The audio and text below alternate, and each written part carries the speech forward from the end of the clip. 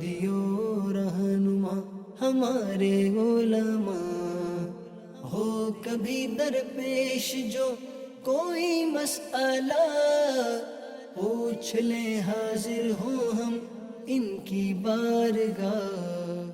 الحمد للہ رب العالمین والصلاة والسلام علی خاتم النبیین، اما بعد فاعوذ باللہ من الشیطان الرجیم، بسم اللہ الرحمن الرحیم، الصلاة والسلام علیک یا رسول اللہ وعلی آلک واصحابک یا حبیب اللہ، الصلاة والسلام علیک یا نبی اللہ وعلی آلک واصحابک یا نور اللہ۔ مدنی چینل کے ناظرین، پروگرام دارالافتاء اہل سنت میں آپ کو خوش آمدید کہتے ہیں، مرحبا کہتے ہیں۔ اللہ رب العالمین ہم سب کو دین اسلام کے احکامات سیکھ کر ان پر عمل پیرا ہونے کی توفیق عطا فرمائے۔ ہمارے پیارے رسول صلی اللہ تعالی علیہ وآلہ وسلم کا فرمان عظمت علی شان ہے، من صلی علیہ صلاۃ کتب اللہ لہ قراۃ والقراۃ مثل احد۔ فرمایا کہ جو مجھ پر ایک بار درود بھیجے، اللہ اس کے لیے ایک قرات اجر لکھ دیتا ہے، اور یہ ایک قرات احد پہاڑ کی مثل ہے۔ سبحان اللہ، ایک بار درود پڑھنے والے کو اللہ یہ اجر دے، اور جو بندہ مومن نبی پاک صلی اللہ علیہ وسلم کا امتی کثرت سے درود پڑھے گا، اللہ اس کو کتنا اجر عطا فرمائے گا۔ صلو علی الحبیب صلی اللہ تعالی علی محمد صلی اللہ علیہ وآلہ وسلم۔ آج کے پروگرام میں ہمارے ساتھ مفتی محمد سعید اتاری صاحب موجود ہیں، ان کو بھی خوش آمدید کہتے ہیں۔ کیسے مزاج گرم؟ الحمدللہ علی کل حال۔ ماشاءاللہ۔ ہمارے پاس کچھ ویڈیوز ہیں، ہم پہلے اپنے ویڈیوز میں جو پوچھے گئے سوالات ہیں ان کی طرف بڑھتے ہیں۔ میرا نام محمد فرحان ہے۔ میرا سوال یہ ہے کہ مفتی صاحب، ایک آنکھ والا جانور یا کمزور لاگر جانور، اس کی قربانی جائز ہے یا نہیں؟ ایک آنکھ والا یا کمزور لاگر، دونوں الگ الگ سوال ہیں۔ جی بہرحال کیا بسم کہتے اللہ ہیں؟ الرحمن الرحیم۔ دیکھیں، ایک آنکھ والے سے مراد یہ ہے کہ کانا جانور ہوگا، یعنی ایک آنکھ بالکل ہی خراب ہے۔ تو حدیث پاک میں آیا ہے کہ جو اندھا جانور ہو یا کانا ہو تو اس کی قربانی نہیں ہوگی۔ تو لہذا جس کی دونوں آنکھیں ہی مطلب اندھا ہو یا ایک آنکھ سے کانا ہو تو اس جانور کی قربانی نہیں ہوگی۔ دوسرا سوال انہوں نے پوچھا کہ کمزور اور لاگر جانور، اگر تو وہ جانور چرتا ہے، یعنی کھانا مطلب چارہ کھاتا ہے، تو اس وجہ سے تو اس کی قربانی ہو جائے گی۔ اور اگر ایسا کمزور ہو گیا، بیمار ہو گیا، اب چرتا ہی نہیں ہے، یعنی چارہ بھی نہیں کھاتا، تو ایسے جانور کی قربانی نہیں ہوگی، یعنی جس کی بیماری ظاہر ہو۔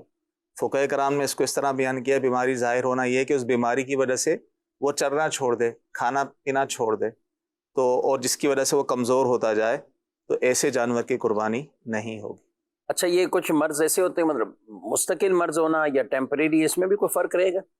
جی بالکل، اکثر مرض تو ایسے ہوتے ہیں جس کی وجہ سے وہ جانور چرتا تو ہے، مثال کے وہ جانور کو بخار ہو جاتا ہے یا ایسی کوئی خارشی بیماری ہو جاتی ہے جسم پہ، لیکن اس وجہ سے وہ چرنا نہیں چھوڑ رہا، اپنا کھا پی رہا ہے، جس کی وجہ سے وہ فربا ہے، تو ایسے جانور کی تو قربانی ہو جائے گی، ٹھیک ہے۔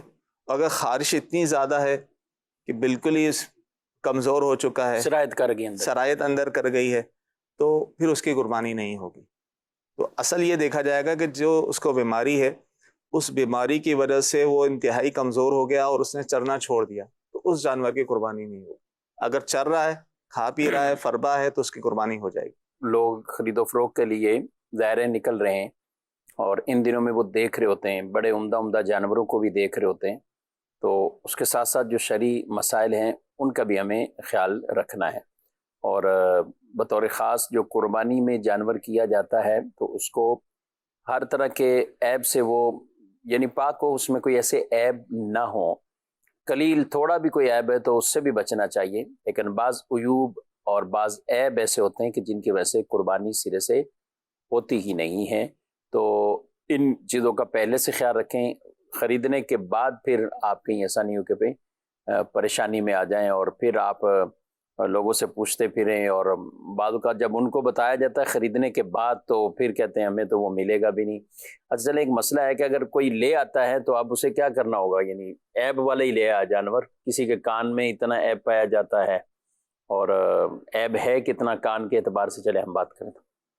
دیکھیں جیسے کہ آپ نے ابھی وضاحت کی کہ معمولی بھی عیب ہو تو نہیں کرنا چاہیے، لیکن معمولی عیب ہے تو قربانی ہو جائے گی۔ ٹھیک، اگر زیادہ عیب ہے تو زیادہ عیب کی پہچان فقہ کرام نے بیان کی، جیسے کہ کان یا دم وغیرہ کٹی ہوئی ہے 1/3 سے زیادہ، 1/3 سے زیادہ اگر کٹی ہوئی ہے یا کان کٹا ہوا ہے تو اس صورت میں اس جانور کی قربانی نہیں ہوگی۔ اسی طرح سینگ اگر بالکل ہی جڑ سے ٹوٹا ہوا ہے اور اس کا زخم تازہ ہے تو اس کی بھی قربانی نہیں ہوگی۔ تو اگر کوئی جانور اس طرح لے آیا، بعضوں کا دھوکہ ہو جاتا ہے اور لانے کے بعد ظاہر ہوا یار اس کے اندر اتنا زیادہ عیب ہے کہ جس کی وجہ سے قربانی نہ ہو۔ مثال کے سینگ لے لیں، اس کی مثال میں یہ دیتا ہوں، چند سال پہلے ایسا ہوا تھا ہمارے علاقے میں، بڑا خوبصورت جانور لے کر آئے، مطلب علاقے میں جب انہوں نے اتارا تو جب اس کے سینگ کو جیسے ہی چھوتے تھے تو وہ چھلتا تھا تکلیف سے، تو غور کیا تو پتہ چلا کہ اس کے سینگ سے جو ہے وہ خون رس رہا ہے، یعنی زخم اس کا ابھی زخم اس کا ہے۔ باقی ہے۔ اور انہوں نے سجایا وہ اوپر ایسا تھا، سینگ کو بظاہر نظر اس وقت نظر نہیں آ رہا تھا، مجھے فون کیا، میں نے جا کے دیکھا تو واقعی وہ جڑ سے ٹوٹا ہوا تھا اور کسی چیز سے اس کو چپکایا ہوا تھا، اور اس کو تکلیف بھی، تکلیف تھی، ذرا سا اس کو سینگ کو پکڑتے تھے وہ، اب ظاہر ہے ان کا نقصان ہوا، ان کو یہ شرعی مسئلہ تو بتا دیا گیا کہ اس کی قربانی نہیں ہوگی، پونے پونے داموں میں ان کو بیچنا پڑا۔ تو خیر کوئی ایسا جانور لے آیا جو واقعی ایسا عیب دار تھا کہ جس کی وجہ سے قربانی نہ ہو، تو اب اس کی تو وہ عید قربان والی قربانی تو نہیں ہوگی۔ اب جو لے کر آیا اگر وہ غنی ہے، یعنی جانور لانے کے بعد بھی عیب ہو گیا یا جانور بالفعل مر بھی گیا اور وہ مالدار گم ہو جاتا ہے، ٹھیک ہے، اور وہ مالدار ہے، غنی ہے، تو اس پر الگ سے قربانی کرنا واجب ہوگا۔ اور اگر بالفرض وہ شخص لے تو آیا تھا لیکن اس پر قربانی واجب نہیں، یا اب جانور کے عیب دار ہونے کے بعد اب اس پر وہ مالدار نہیں رہا، وہ اس پر قربانی واجب نہیں ہے، تو اب اسے الگ سے قربانی کرنا یہ لازم نہیں ہوگا۔ الگ سے مطلب وہ ہے ہی شریف فقیر، جی اس طرح کے وہ پھر اسی کو کرے۔ جی اچھا جی، آپ نے بھی کہا کہ اس کو بیچ دیں، قربانی کے قابل نہیں رہا، تو یہ کس کو بیچیں گے؟ یعنی ایک اس کے ساتھ دھوکہ ہوا، یہ آگے کس کو بیچے گا؟ عمومی طور پہ اس طرح کے لوگوں قصاب کو ہی بیچتے ہیں، جو گوشت فروشت ہوتے ہیں یہی لوگ خریدتے ہیں۔ اب ظاہر ہے یہ ان کے ساتھ تو دھوکہ ہوا، یہ آگے تو دھوکہ نہیں دے سکتے کسی کو، ورنہ یہ گناہ گار ہوں گے کہ انہوں نے کسی کو دھوکہ دے کے بھیج دیا، تو یہ گناہ گار ہوں گے۔ تو لہذا ایسی صورت میں جو گوشت فروشت ہوتے ہیں ان کو بیچ دیا جائے یا بتا کر بیچ دیا جائے کہ بھائی اس کے ساتھ یہ عیب ہے۔ اگر مثال کے طور پہ کوئی ویسی لے رہا، پتہ ہے بظاہر ایسا لگ رہا ہے کہ قربانی کے لے رہا، تو اس کو بتا دیں کہ بھائی اس کی قربانی نہیں ہوگی، اس کے اندر یہ عیب ہے، یعنی بغیر بتائے جائز نہیں ہوگا۔ یہ یعنی ویسے ہی مسئلہ ہو گیا کہ جیسے عام چیزیں ہم جو خریدتے ہیں اور اس میں کوئی عیب پایا جا رہا ہے اور اس کو جو حدیث میں منع کیا بغیر بتائے وہ چیز کو یوں نہیں بیچ سکتے، یعنی بتا دے اور پھر اور وہ تو پھر خریدنے والا اس کو ایک طرح کا گوشت کے حساب سے خریدے گا، یعنی پھر اس کی وہ قیمت، اس لیے کہا کہ وہ قصاب گوشت فروش ہی خریدتے ہیں گوشت کے حساب سے۔ ظاہر ہے مسئلہ یہ کہ یہ پھر آگے بیچ دیتے ہیں، اس سے تو خرید لیں گے۔ اب ان میں سے بھی اصل تو بیچنے والے بیپاری، قصاب یا اس طرح کے جو بھی افراد ہیں، ظاہر جانور منڈی پہنچا، ان سب کو پتہ ہوتا ہے۔ کچھ بیپاری بڑے چالاک قسم کے ہوتے ہیں، وہ ایسے جانوروں کو تلاش بھی کر لیتے ہیں اور وہاں لوگوں کو تو بتا دیتے ہیں کہ اس کی تو قربانی نہیں ہونی، یہ تو جائے گا ہی صرف گوشت کے حساب سے جائے گا، بھلے کتنا ہی خوبصورت کیوں نہ ہو۔ ہم صحیح صاحب گئے ایک کیٹل فارم میں پچھلے سال یا اس سے پچھلے سال، تو مختلف جگہ پہ پروگرام ہوتے ہیں، کیٹل فارم میں بھی، منڈی میں جا کے جانوروں کو دیکھتے ہیں بھی اور پروگرام۔ تو ایک جانور دیکھا ہم نے، اچھا خاصا، مطلب صحیح جسے کہیں نا جانور ہے، اور وہ کہہ رہے ہیں کہ یہ پچھلے سال بھی میرے پاس تھا، مالک اس کے کہہ رہے ہیں کہ پچھلے سال بھی میرے پاس تھا، اور اس کے جو ہے وہ پچھلے سال غالباً یعنی تقریباً 14 یا 16 لاکھ بتا رہے تھے کہ اس کا ریٹ لگا تھا، لیکن میری ڈیمانڈ 20 تھی، تو میں نے اس کو نہیں بیچا، تو نہیں بیچا۔ خیر تو میں نے کہا کوئی بات نہیں، ایک سال مزید چلاتے ہیں اس کو، میں اگلے سال اور اچھا نکلے گا۔ تو آپ بتائیں کہ پچھلے ایک سال پھر اتنا وہ تھا اور اس کے بعد وہ پلا ایک سال۔ اب قربانی کے جب دن آئے نا، یہ ذوالقعدہ، تو وہ اس نے ناک اپنی جو ہے نا، وہ جو ناک ہے تو وہ کہیں پھنس گئی اور کچھ ہوا جس کی وجہ سے ناک ہی اس کی وہ، تو اب وہ پریشان تھا کہ یہ اس کو اب کوئی لے نہیں رہا. اچھا ناک اتنی نہیں کٹی یا اس طرح نہیں کٹی, وہ تو نکیل نکلتی ہے تو ناک کا یہ کہیں کہ کیا اس کو بولتے ہیں نتنا کہیں یا کیا بولے, وہ اس کا نکل گیا, نکل جاتا ہے. تو اب وہ نکل گیا اس کا. تو لیکن اب لوگ ظاہر ہیں بہت بڑا جانور ہے لیکن اس میں تو اس کی قربانی کیا ہو جاتی ہے؟ ایسا جانور تھا جس کا یہ اتنا ایسا عیب نہیں تھا, عیب تو ہے لیکن یہ معمولی عیب کہلائے گا, تو قربانی تو اس کی ہو جائے گی. لیکن بات وہ یہ نقصان تو اس کا ہوا کہ اب اس عیب کی وجہ سے جو ہے وہ اس کو وہ قیمت نہیں ملے گی جو وہ چاہ رہا تھا. ہاں بالکل, یعنی پچھلے سال 16 مل رہے تھے, ابھی وہ کہہ رہے 7-8 بھی کوئی نہیں دے رہا. جی ایسے ہی. لیکن سارے یہی کہہ کے اس کو وہ جا رہے ہیں. تو قربانی کا مسئلہ تو ہم نے خیر کو یہی بتایا کہ یہ معمولی ہے, تو پھر اس نے یہی نیت کی تھی کہ میں اس کو 7-8 میں تو میں نہیں دوں گا بھائی, میں اس کو گھر پہ ہی قربان کر لوں, اس سے جو ہے نا وہ بہتر ہے. لیکن بیچارہ جو ہے نا وہ ظاہر مالک پریشان ہو رہا تھا کہ وہ ایک اچانک آ کے اس نے اتنے سالوں سے رہا ہے, کبھی کوئی ایسی شکایت نہیں ہوئی, اور یہ اس نے تو اس طرح کے بعض اوقات یہ تو ایپ وہ ہے جو سامنے نظر آ رہا تھا, جو بھی جاتا تھا تو وہ ناک اس کو یہ نظر آتا ہے اور یہ سارا سلسلہ. لیکن کئی ایسی چیزیں کہ جو لوگ دھوکہ دے دیتے ہیں, دم کو کسی چیز کے ساتھ دوبارہ لگا دیا, سینگ یوں جوڑ دیتے ہیں, جیسے ابھی آپ نے سنا کہ وہ نکلا ہوا تھا لیکن پھر بھی وہیں کسی نہ کسی طرح لگا دیا اور اس کو سجا بھی دیا اوپر سے, کہ لوگ بعض اوقات ان چیزوں کی توجہ نہیں کرتے. تو جب بھی جائیں تو کیا سینگ کو دیکھیں جب بھی جانور کو جائیں, اب کوئی بالکل اوپر بعض اوقات وہ چمڑے کے اور پورا اس کو ہار یا اوپر اس کے کیا سب کچھ سجا دیا اس کو, جی تو اتار کے دیکھنا چاہیے. بالکل, حدیث میں بھی یہ تعلیم آئی ہے کہ جانور کو بغور دیکھا جائے, بغور کان کو دیکھیں, کان میں سوراخ بھی نہ ہو. اگرچہ معمولی عیب میں آئے گا کہ سوراخ ہے, لیکن پھر بھی بہتر یہ کہ معمولی عیب بھی نہ ہو. تو لہذا چیک تو ہر اعتبار سے کرنا چاہیے, سینگ کو بھی, کان کو بھی, آنکھ کو بھی, کہ کہیں نہ ایسا ہو کہ اس کو نظر نہ آتا ہو یا کانا ہو یا اس طرح کا معاملہ ہو. تو اس طرح دم کو بھی دیکھ لیا جائے, ٹھیک ہے, اور دانت کو بھی دیکھ لینا چاہیے کہ عمر کے لحاظ سے وہ تو زیادہ ہی ہے نا, وہ تو زیادہ ہی ہے. تو اس لیے ہر اعتبار سے چیک کر لیں, چلا کر دیکھ لیں کہ لنگڑا پن تو اس کے اندر نہیں ہے, ایسے معاملات تو نہیں ہیں. ٹھیک ہے, چلیں آپ سے بات کرتے ہیں. دانت کے حوالے سے بھی آپ سے پوچھنا ہے کیسے دیکھیں اور اس کی کیا پہچان کا کوئی طریقہ کار ہے. مزید پہلے کچھ سوالات ہیں. میرا مفتی صاحب کی بارگاہ میں یہ سوال عرض ہے کہ جب بندہ مسجد میں داخل ہو اور آگے اقامت شروع ہو رہی ہو تو کیا وہیں بیٹھ کر اقامت سنے یا کہ پہلی صف کی کوشش کرے؟ اس کے بارے میں ارشاد فرما دیں. جی, اقامت یعنی جب مسجد میں آئے تو اقامت, جسے عام طور پہ لوگ تکبیر بھی کہہ رہے ہوتے ہیں, اقامت ہو رہی ہے, تکبیر ہو رہی ہے, کیا کرنا چاہیے صحیح صاحب؟ وہیں اس بیٹھے. صورت میں عمومی طور پہ ایسا ہوتا ہے کہ امام صاحب بھی مسجد میں اپنے مصلی پر بیٹھے ہوتے ہیں اقامت کے وقت.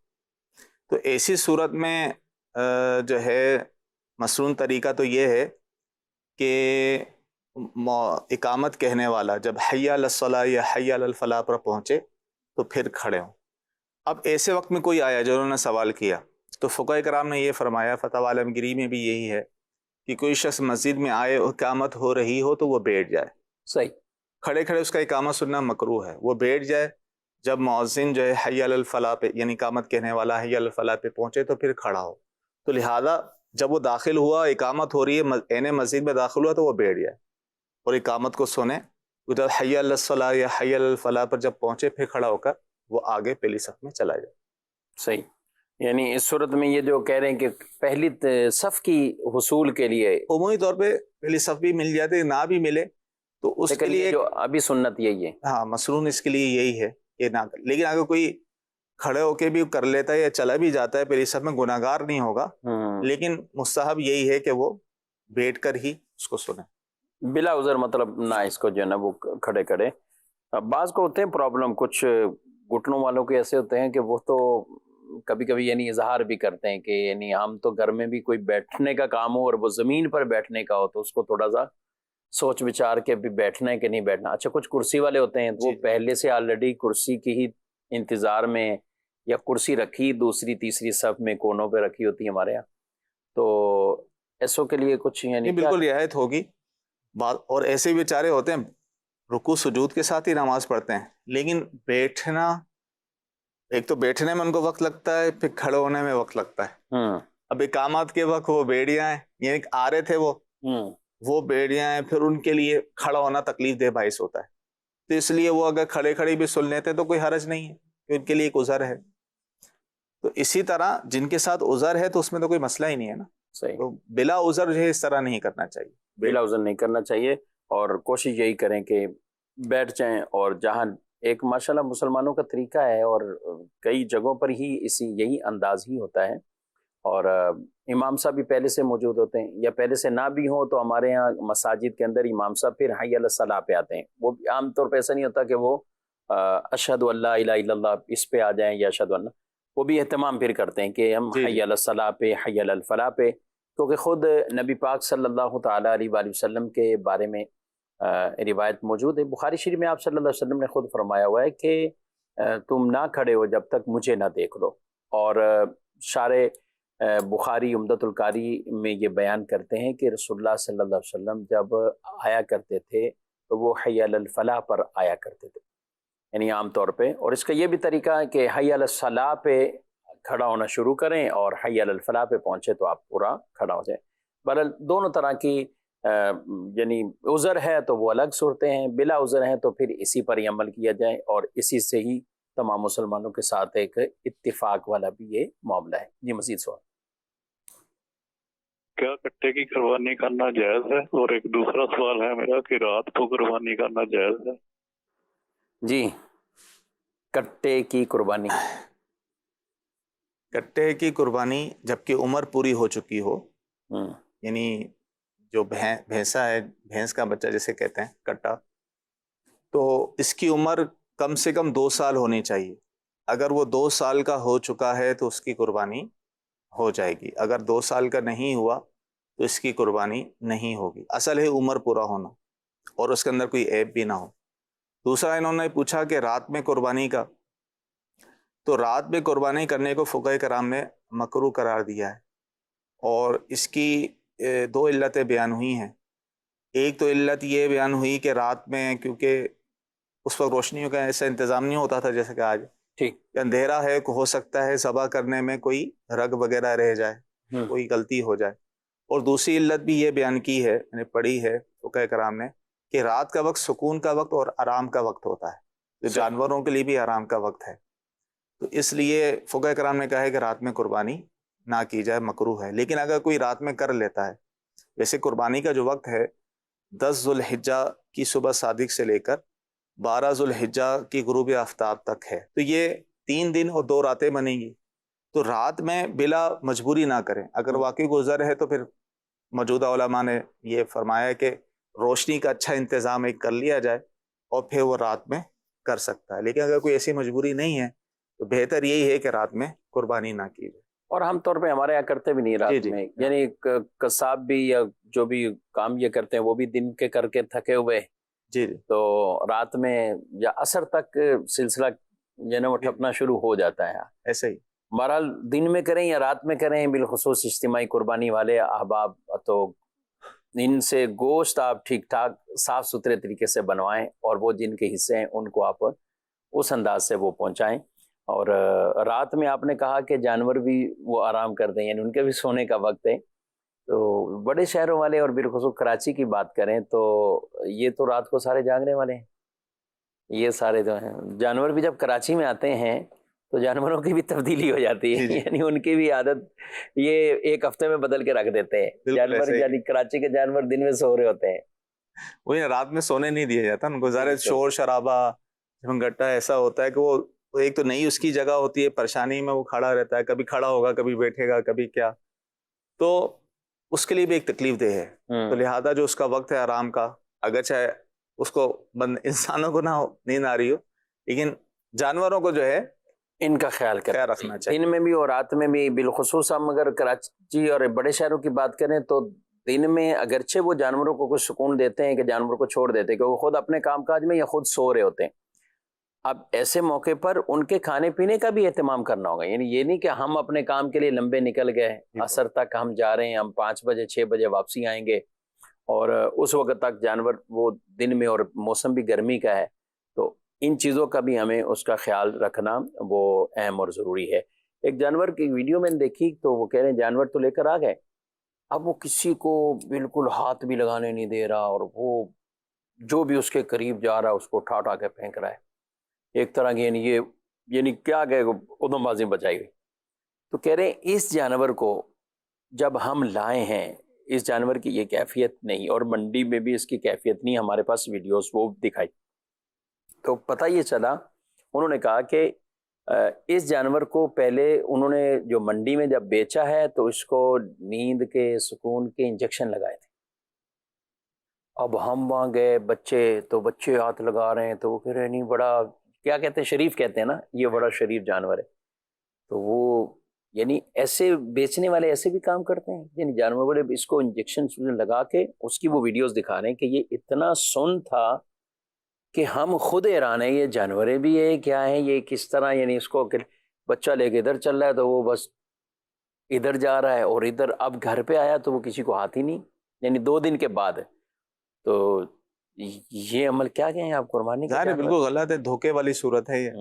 بہت کچھ کرتے ہیں فراڈ، ایک سے ایک انہوں نے طریقے نکالے ہیں، نقلی دانت لگا دیتے ہیں، بہت سارے معاملات کر لیتے ہیں یہ۔ اللہ تعالیٰ ان کو لوگوں کو ہدایت دے۔ تو اب کوئی ایسا جانور لے آیا تو جو اگرچہ مطلب اس کے اندر وہ چیز نہیں ہے، لڑکا ہے، لیکن باقی اس کے اندر کوئی عیب نہیں ہے، ٹھیک، کھا پی رہا ہے، چل رہا ہے، اور بظاہر کوئی ایسی بیماری بھی نہیں ہے، تو اس کی قربانی تو ہو جائے گی، شریعت قربانی ہو جائے گی۔ اس کو بیچنا، اگر یہ کہیں کہ، کیونکہ آپ کو پتہ ہے بڑے شہروں میں جو اس طرح پسند کر کے جانور لاتے ہیں تو ان کی ایک مقصد کہ 6-7 دن جو رہتے ہیں قربانی کا، 10 دن رہتے ہیں تو ہمارے بچے گھل مل جائیں، بچے جانوروں سے پیار بھی کریں اور کھلائیں پلائیں، تو وہ ہاتھ ہی نہیں لگانے دے رہا گھر والے، بچے تو گھر والے تھکتے ہیں لڑائی کر کے بیٹھے۔ بہتر تو یہ ہے کہ جب لائے ہیں اس نیت سے تو اسی کو کر لیں، لیکن اگر تبدیل کرنا چاہتے ہیں تو پھر ان کو اس سے اچھا جانور کے ساتھ تبدیل کرنا پڑے گا۔ صحیح، ایسا نہیں ہوگا کہ اس سے ہلکا جانور لے آئیں، کم قیمت کے لے آئیں، یہ جائز نہیں ہوگا کہ جس پر قربانی واجب ہو وہ اگر قربانی کی نیت سے جانور خرید لے، اگرچہ اس جانور کی ہی قربانی اس پر واجب نہیں ہوتی، غنی شخص کے لیے، غنی شخص کے لیے جس پر قربانی واجب، تو وہ اس کو تبدیل کر سکتا ہے، لیکن کم قیمت کے ساتھ کرے گا تو جائز نہیں ہوگا، اور ڈفرینس جو ہوگا وہ اس کو صدقہ کرنا پڑے گا۔ ہاں، اس سے بہتر جانور، اس سے مہنگا جانور سے اگر وہ اس کو بدلتا ہے تو یہ شرعی طور پہ جائز ہے۔ ٹھیک ہے جی، مزید سوال۔ ہمارے علاقے میں لوگ جانوروں کا کاروبار کرتے ہیں، جب جانور پالنا شروع کرتے ہیں، چھوٹے جانور ہوتے ہیں تو وہ دونوں سینگ کاٹ لیتے ہیں، ختم کر دیتے ہیں، سرے سے ہی نکال لیتے ہیں، تو اس طرح وہ کہتے ہیں کہ جانور زیادہ خوبصورت ہو جاتا ہے، تو ایسا جانور اگر کوئی خریدے تو کیا اس کی قربانی ہو جائے گی؟ جی، شروع سے ہی کر دیا انہوں نے، کاٹ دیے۔ جی ایسا ہوتا ہے، جانور منڈیوں میں نظر بھی آتے ہیں اور بظاہر خوبصورت بھی لگتے ہیں، لیکن یہ وہ عیب نہیں ہے، کیونکہ وہ بچپن میں ہی ان کے سینگ کاٹ دیے جاتے ہیں، اور ظاہر ہے وہ زخم وغیرہ اب ان کا باقی نہیں رہتا، اوپر کھال بھی آ جاتی ہے، کوئی زخم بھی باقی نہیں ہے، تو لہٰذا ایسے جانور کی قربانی ہو جائے گی۔ ایسے جانور کی قربانی ہو جائے۔ ان کے بھی کچھ کہیں گے کہ یہ جو جانوروں کے نکالتے ہیں، اب ظاہر ہے تو تکلیف دہ مرحلہ، اب ظاہر ہے کوئی اس طرح آسانی سے تو نہیں نکلتے، ظاہر ہے تکلیف دے کے نکالتے ہیں، تو یہ عمل مناسب نہیں ہے۔ اچھا جی، کچھ سوالات ہیں SMS کے ذریعے بھی، کچھ خواتین کے بھی سوال ہوتے ہیں۔ خواتین اپنے بالوں کو پیچھے سے کچھ کمر کے پاس سے کٹوانا چاہیں، سیدھا کرنا چاہیں، کیا کہتے ہیں؟ کندھوں سے نیچے نیچے بال، یعنی خاتون کے پورے سر کے بال کندھوں سے نیچے ہوں، اور کندھوں سے نیچے نیچے تھوڑے بہت بال کاٹنا چاہتی ہیں، جیسے بالوں کی 2 نوکیں نکل آتی ہیں جس وجہ سے بال بڑھتے نہیں ہیں، برابر کرنے کے لیے تھوڑا بہت اگر کاٹتی ہیں کندھوں سے نیچے نیچے تو یہ جائز ہے۔ اچھا، آج کل جیسے دیگر چیزوں میں کچھ ایسی تراش خراش جاری ہے، تو یہ بالوں کے ساتھ بھی کچھ لیڈیز وہ بھی پوچھتی ہیں کیا لیئرز کٹنگ، یعنی ایسے سٹیپس بنے ہوئے ہیں کہ وہ یہاں پہ تھوڑے بال، پھر یہاں، پھر یہاں، پھر یہاں سے بڑھتے ہوئے، تو اب ایسا جائز نہیں ہے، کیونکہ ظاہر ہے وہ کندھوں سے اوپر آ جاتے ہیں، یعنی آگے سے چھوٹے ہوتے ہیں، پیچھے سے بڑے ہوتے رہتے ہیں، تو پورے سر کے بال کندھوں سے نیچے ہوں تو وہ اس نیچے سے کاٹنا ہے، اوپر سے نہیں، یہ کندھے سے اوپر جو بال ہوں گے ان کو کاٹنا جائز نہیں ہوگا. تو لہٰذا اس طرح جو بالوں کی کٹنگ کرتی ہیں یہ جائز نہیں ہوتا. ٹھیک ہے، یعنی مردوں کی مشابہت سے بھی بچنا ہے اور فاسقہ عورتوں سے بھی، ان کی بھی مشابہت سے بچنا ہے. بالکل. باقی سیدھے کرنے میں تو کوئی حرج نہیں ہے، ظاہر ہے. اور بعض صورتیں تو ضروری بھی ہیں کہ خواتین اپنے بال وہاں تو کاٹتی ہیں، عمرہ کریں گی تو وہاں پہ ان کے لیے حلق نہیں ہے، ان کے لیے تقصیر ہے. تو عمرے کے ارکان جب پورے ہوتے ہیں، طواف ہو گیا، صفا مروہ صحیح ہوگی، تو اب اس کے بعد جو پیچھے بچتا ہے تو وہ اپنے بالوں کو ایک پورے کے برابر ان کے ایک یعنی چوتھائی بالوں کو ایک پورے کے برابر وہ کاٹنا ہوتا ہے. تو یہ کیسے اندازہ ہوگا چوتھائی بالوں کا، کیسے کیا کرنا ہے؟ عمومی طور پہ جو جن کے پورے بال ہوتے ہیں، جیسے کہ جو کندھوں سے نیچے سے جو چٹیاں عمومی طور پہ باندھتی ہیں، تو اس کو اگر انہوں نے انگلی میں سے لپیٹ کے ایک پورے کے برابر کاٹ دیا، تو اگر پوری چٹیا میں سے کاٹ لیا تو ایک چوتھائی سے زیادہ ہی کٹ جاتے ہیں. ٹھیک. اگر بالوں کے یہ 3 حصے بھی کر لیں بالفرض برابر برابر، پھر بھی اس کے ایک حصے کو اگر پورے کے برابر چوتھائی سے زیادہ ہو جائے گا، چوتھائی سے زیادہ ہی ہو جائے گا. تو عورتوں کو اتنا اندازہ ہوتا ہے کہ ایک چوتھائی سر کے بال ہیں تو ایک پورے کے برابر کتنے کاٹنے ہیں. احتیاطاً یہ کہا جاتا ہے کہ انگلی میں سے لپیٹ کے ایک پورے سے تھوڑا سا زیادہ، کیونکہ کچھ بال چھوٹے کچھ بڑے ہوتے ہیں، جی ایسا اس لیے تھوڑا سا لپیٹ کے تھوڑا سا زیادہ کاٹ لیں تاکہ یقینی طور پر ہو جائے کہ کم سے کم چوتھائی سر کے بال ایک پورے کے برابر کٹ گئے. صحیح. جی ویڈیو سوال. مفتی صاحب سے یہ سوال ہے کہ احرام کی حالت میں بال اور ناخن کاٹنا جائز ہے یا نہیں، اور اگر کسی نے کاٹ لیے تو اس کے بارے میں کیا احکامات ہیں؟ جی اس میں تو پوری ایک تفصیل ہے جو فقہاء کرام نے بیان کی ہے.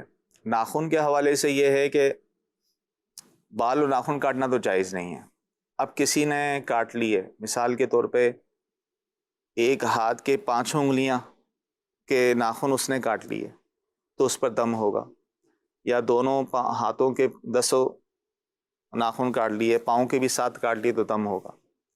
اور اگر 5 سے کم کاٹے ہیں تو ہر ناخن کے بدلے میں ایک ایک صدقہ اس پر لازم ہوگا.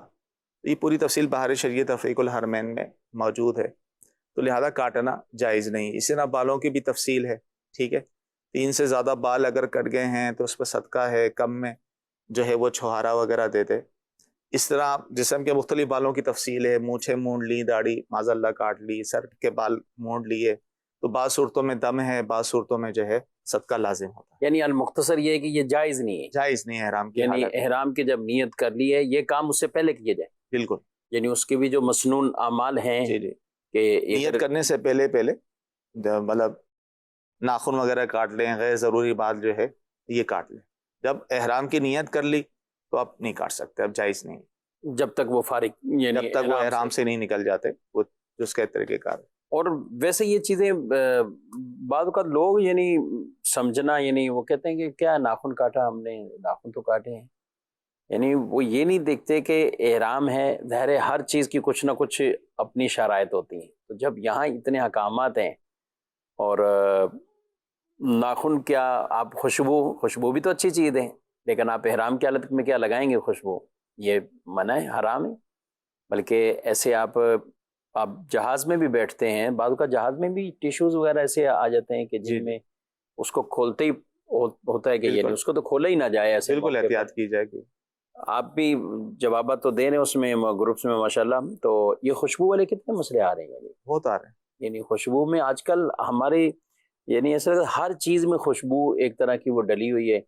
اور خوشبو والے چاہے کوئی لوشن کی بات کر لیں یا کچھ اور ٹوتھ پیسٹ کی بھی بات کر لیں، تو ان تمام چیزوں میں یعنی مختلف انداز سے خوشبو. تو خوشبو اب یہ حاجی کو یہ ذہن بنا لینا چاہیے کہ جب حالت احرام میں آ گیا، اس نے نیت کر لی، تو خوشبودار ہر چیز سے پرہیز کرے.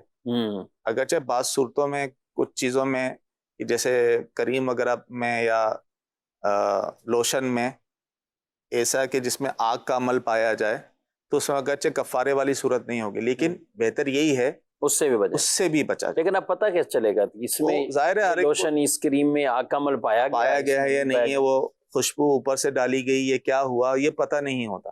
لہذا احتیاط کا پہلو یہی ہے کہ بہر صورت جس چیز میں بھی پتہ چلے یار اس میں خوشبو ہے تو اس کو استعمال نہ کر. ٹھیک. مزید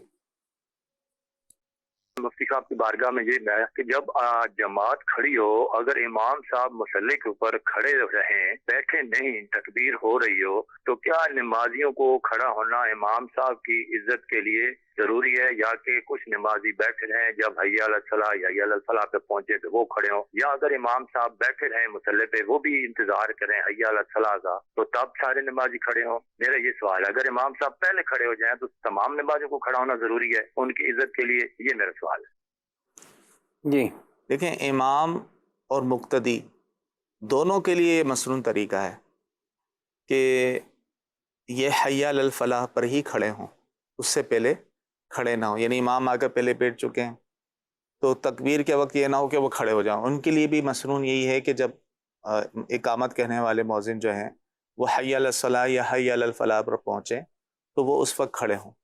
اگر امام پہلے کھڑے ہو جاتے ہیں تو مقتدی پر یہ ضروری نہیں ہے کہ وہ امام کھڑا ہو گیا تو یہ بھی کھڑا ہو جائے، تو وہ اپنا حی علی الصلاح یا حی علی الفلاح پر ہی کھڑے ہیں. ٹھیک ہے، یعنی اس میں اس پہ ہی عمل کریں کہ اس جو پر ہی ایک عمل کریں، مستحب پر ہی عمل کریں. ٹھیک ہے جی. مزید کون؟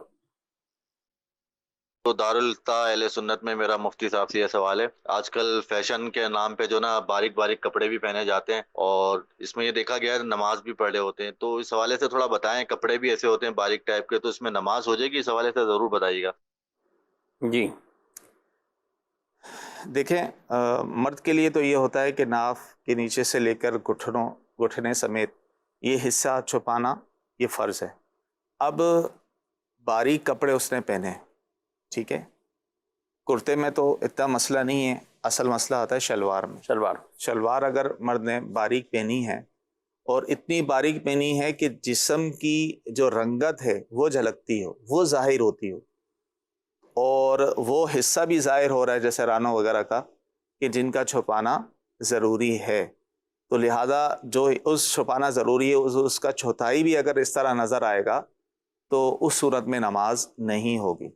لیکن اگر جسم کی رنگت ظاہر نہیں ہوتی تو اس صورت میں نماز ہو جائے گی. لہذا بہر صورت جو ہے ایسے باریک کپڑے پہننے سے تو بچنا ہی چاہیے. اس کا فیصلہ کیسے ہوگا، کون کرے گا؟ مطلب اس کی بات عمومی طور پہ پہچان ہو جاتی ہے، جس میں شلوار جو ہے عام طور پہ کاٹن کی ہو، لیکن کاٹن میں بھی مختلف کیٹیگریز ہوتی ہیں، بعض بالکل باریک ہے، بعض تھوڑے، اور قمیض لون کی یا کچھ ایسی باریک سی لوگ پہنتے ہیں، مرد بھی پہنتے ہیں کئی. اچھا، خواتین کے لیے بھی تو اتنا اہم مسئلہ ہے یہ اس میں، یعنی اگر ہم بات کریں تو کپڑوں میں تو شاید مردوں کی بنسبت خواتین میں، اور نماز میں تو اور زیادہ ان کے لیے احتیاط ہے کہ صرف منہ کی ٹکلی اور دونوں ہتھیلیاں پاؤں کے علاوہ پورے جسم کا چھپانا ان پر فرض ہے نماز کی حالت میں. تو لہذا وہ تو اگر دوپٹہ بھی ایسا باریک پہنیں گی، بالوں کی سیاہی نظر آئے گی، یا کلائیاں ان کی نظر آ رہی ہیں جیسے آستینیں بعض باریک ہوتی ہیں، تو اس صورت میں ان کی نماز نہیں ہوگی.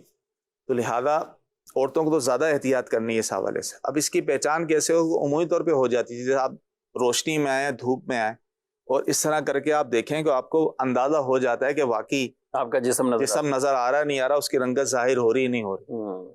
ایک تو بالکل رنگت ظاہر نہیں، لیکن شیپ پتہ چل رہا ہے کہ یہ ہاتھ ہے، یہ مراد نہیں، یہ پوری رنگت اس کی پتہ چل رہا ہے، اور یہ عمومی طور پہ ظاہر ہو جاتا ہے. آپ روشنی میں دھوپ میں آ کے دیکھیں گے تو آپ کو اندازہ ہوگا کہ یہ کپڑا کتنا باریک ہے. یعنی اس کے احتیاط. اچھا، اس طرح کا آ گیا کوئی کپڑا یا کسی، تو پھر کیا اس میں یہ احتیاط کے پیش نظر کہ ناف سے گھٹنے تک کوئی ایسی چیز پہن لی، اور کئی جگہوں پہ آپ دیکھتے ہیں جیسے شادی بیاہوں میں دولہے کے بھی بعض اوقات ایک تو ہوتا ہے کہ وہ جو خاص دولہے کا لباس ہے وہ تو وہ پورا ہی وہ تو پیک ہوتا ہے نا، اس میں کیا، لیکن آج کل جو شادی کے جو پہلے کے جو 2-4 ایونٹ ہوتے ہیں یا محفل کا بھی کر لیں تو وائٹ کپڑے بھی یہ وہ بالکل ایسے چپکے ہوئے، اور لڑکوں میں بھی عادت کافی ہے کہ وہ اس طرح کے، اچھا وہ نیچے کچھ پہنتے ہیں وہ بھی واضح ہو رہا ہوتا ہے کہ یہ اتنا باریک ہے کہ انہوں نے کچھ اپنے ستر کے لیے، لیکن وہ اتنا نہیں ہوتا کہ گھٹنے تک اور اس طرح.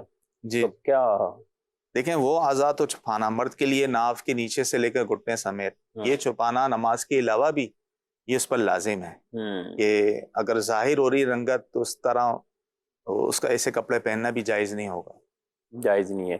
یہ کہ نیچے کچھ اور پہن کے بہرحال چھپا لیا وہ یعنی اس ستر کو اپنا چھپا لیا اور پھر اس نے باریک کپڑے پہن لیے تو یہ جائز ہے. اور اسی طرح بہنیں اگر گھر میں کوئی ایسا عبایا وغیرہ برقع اور جس میں نماز کے وقت ظاہر ہے اپنا پورا وہ خواتین کے جو رہتی ہیں اس لباس میں ایسے لباس میں، تو ان کو کیا مشورہ دیں گے کہ وہ پہن کے نماز پڑھیں؟ پہن کے آج کل جو نماز چادریں آئی ہیں، نماز چادریں بھی ہیں بہت اچھی ہیں، وہ پورا ہی جسم اس سے جو ہے وہ ڈھک جاتا ہے. ڈھک جاتا ہے. تو اگر بالفعل مجبوری تھی اور پہن لی ایسے کپڑے، اب چینج نہیں کر سکتی، ایسے معاملات ہیں، تو بڑی سی موٹی چادر لے لیں یا نماز چادر لے کے کہ جس سے آپ کا پورا جسم جو ہے وہ ڈھک جائے، جو اعضاء چھپانا ضروری ہے، اس طرح پھر نماز پڑھ لیں گے تو نماز ہو جائے گی. صحیح. جی مزید. مفتی صاحب سے میرا سوال یہ ہے، حاجی اپنی قربانی کے پیسے پاکستان میں دے کے جا سکتا ہے، وہاں حج کریں اور پاکستان میں اس کی قربانی ہو جائے گی؟ اس کے بارے میں شرعی رہنمائی فرما دیجئے. جی دیکھیں، حج کی قربانی جو ہوتی ہے، جو حج تمتع یا حج قران کرتے ہیں، ان پر حج والی قربانی تو ایک واجب ہوتی ہے، وہ تو وہیں کرنی ہوتی ہے حدود حرم میں ہی. اب بقرہ عید والی جو قربانی ہے، بڑی عید کی جو قربانی، یہ واجب ہوگی یا نہیں ہوگی، اس میں تفصیل یہ ہے کہ اگر وہاں جو حاجی گئے ہیں وہ وہاں پر مقیم ہو گئے. مقیم کیسے ہوں گے؟ حج شروع ہونے سے پہلے، یعنی مینا جانے سے پہلے مکے میں پورے 15 دن ان کے گزر چکے ہیں، تو وہ وہاں مقیم ہو گئے، تو لہذا وہاں مقیم ہے تو مینا عرفات میں مقیم ہے، تو بقرہ عید والی قربانی بھی واجب ہوگی. حج کی تو ہوگی، اگر وہ حج تمتع قران کر رہے ہیں تو بقرہ عید والی بھی واجب ہوگی، جبکہ وہ صاحب حیثیت غنی ہوں. تو وہ والی قربانی، بقرہ عید والی قربانی یہاں پاکستان میں بھی کر سکتے ہیں، لیکن احتیاط یہ رہے کہ یہاں جو قربانی کریں، یہاں اور وہاں کا دن عید کے دن ہونے چاہیے، یعنی قربانی کے ایام ہونے چاہیے. اور اگر حاجی وہاں پر مسافر ہے، مثال کے طور پہ آخری دنوں میں وہ گیا، اور یعنی حج شروع ہونے سے پہلے، مینا جانے سے پہلے پورے 15 دنوں سے مکے میں نہیں ہوئے، اور حج کے پورے ایام وہ وہاں پر مینا عرفات میں ہی گزارتا ہے، تو اس صورت میں وہ مسافر ہے، تو اس پر یہ بقرہ عید والی قربانی واجب نہیں ہوگی. تو حاجی مقیم ہے اور مقیم ہو چکا اور وہ غنی ہے، تو بقرہ عید والی قربانی بھی کرے گا، چاہے وہاں کرے یا یہاں کرے. اور جو مسافر ہے تو وہ حج کی قربانی تو کرے گا ہی، لیکن بقرہ عید والی قربانی اس پر واجب نہیں ہوگی. ٹھیک ہے، لیکن پھر بھی اگر کرنا چاہیں وہ کر سکتے ہیں. ان کے فیملیز والے یہاں پاکستان میں یا کسی بھی ملک میں جا رہتے ہیں وہ کر سکتے ہیں. اب اس میں احتیاط وہی کرنی ہوگی کہ وقت وہاں بھی ہو قربانی کا اور یہاں بھی، اس چیز کا خیال رکھنا ہوگا. آپ کسی بھی ملک کی قربانی آپ دوسرے ملک میں کر رہے ہیں تو وہاں پہ دیکھیں کہ وقت شروع ہو چکا ہے کہ نہیں ہوا. اب یو کے کی قربانی آپ نے بالفرض پاکستان میں کرنی ہے تو یہ بھی ٹائمنگ کا بھی فرق ہے نا. اب پہلے دن ہی بھلے تاریخیں سیم ہو لیکن ٹائمنگ کے فرق کے اعتبار سے دیکھیں تو یہاں شاید عید کی نماز ہو جائے اور وہاں ابھی صبح صادق بھی نہ ہو، یعنی کچھ گھنٹوں کا. اور آگے مزید چلے جائیں تو امریکہ وغیرہ تو میں تو بہت زیادہ یہ فرق آ جاتے ہیں. 24 گھنٹے کا. تو یہ آپ نے خیال رکھنا ہے کہ وہاں بھی قربانی کا وقت شروع ہو جائے اور یہاں بھی قربانی کا وقت باقی ہو. تو تاریخوں کا یہ فرق نہیں ہوگا کہ وہاں بالفرض 11 تاریخ ہو چکی اور یہاں 10 ہے، وہاں 12 ہو چکی ہے اور یہاں 11 ہے. یہ اس میں مسئلہ نہیں ہے، کیونکہ 12 بھی قربانی کا دن ہے، 11 بھی قربانی کا دن ہے، 10 بھی قربانی کا دن، تو اس میں فرق نہیں. لیکن یہ نہیں ہوگا کہ وہاں 13 ذوالحجہ اور یہاں 12، یہاں بھلے 12 ہیں اور قربانی کا وقت ہے لیکن وہاں چونکہ ختم ہو چکا ہے. تو جس کی طرف سے آپ نے قربانی کرنی ہے تو ان میں اس چیز کا بہرحال آپ کو خیال رکھنا یہ ضروری ہے. سوال ہے SMS پر کہ آپ نے جو بتایا ہے شلوار اور قمیض والا باریک کپڑا اتنا، تو کہہ رہے ہیں کہ اگر کرتا وغیرہ ہوتا ہے تو کیا اس سے کوئی فرق پڑے گا؟ سترے عورت والی شرط، یعنی اگر باریک بھی ہے اوپر کرتا آ جاتا ہے. جی لیکن کرتا بھی دیکھیں، اگر جبہ ہے پھر تو ٹھیک ہے، لیکن کرتا بھی سائٹوں سے تو ہوتا ہے نا کھلا ہوا، کھلا ہوتا ہے، پھر ہر ایک رانے وغیرہ کا کچھ حصہ گھٹنوں سے نیچے تک بھی نہیں ہوتا عام طور پہ. تو لہذا اگر واقعی کرتا ایسا ہے جس سے ستر چھپ جاتا ہے یہ تو ٹھیک ہے، لیکن اگر اس میں بھی کچھ حصہ نظر آ رہا ہے تو پھر یہ درست نہیں ہوگا. پھر یہ دیکھنا پڑے گا کتنا حصہ ہے، وہی اس کی چوتھائی کے برابر ہے تو پھر نماز ہے. ہاں، تو احتیاط یہی کہ جو ستر عورت والی دائر ہے وہ کپڑا ایسا ہو کہ جس سے بالکل تمام وہ شرط پوری ہو جائے. نماز یا علاوہ نماز، ظاہر ہے یہ صرف نماز کا مسئلہ نہیں ہے بلکہ علاوہ نماز بھی اور لوگوں کے سامنے بالخصوص، پھر آپ اپنے گھر میں بھی فیملیز میں بھی. تو ہمیں جو یہ حیا کا درس جو ہے نا وہ بہت زیادہ دیا گیا، اس کی تاکید بھی فرمائی گئی ہے، تو ہمیں گھروں کے اندر بھی بہرحال اس چیز کا خیال رکھنا چاہیے۔ آپ کے کئی سوالات اور بھی ہوتے ہیں، ظاہر ہے ہم اس بہت مخصوص سے ٹائم میں سب شامل بھی نہیں کر پاتے۔ دارالتاء سنت کا نمبر اپنے پاس آپ محفوظ رکھیں، اور دارالتاء سنت کے اس نمبر پر آپ کال کر لیا کریں۔ دن میں 10 بجے سے لے کر 4 بجے تک یہ سروس آن ہوتی ہے۔